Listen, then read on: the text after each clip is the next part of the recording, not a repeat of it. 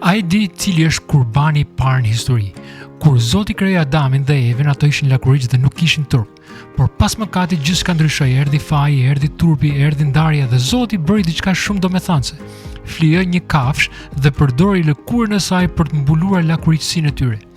Ky ishte kurbani i parë dhe qëllimi ishte për të mbuluar mëkatin, një akt simbolik që tregonte që mëkati ka një çmim.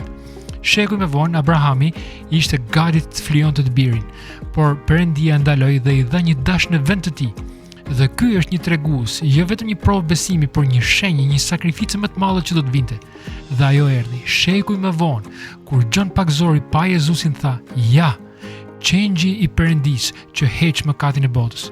Pse e quajti qengji i Perëndis? Sepse Jezusi nuk solli një flim, ai u bë vetë flijimi.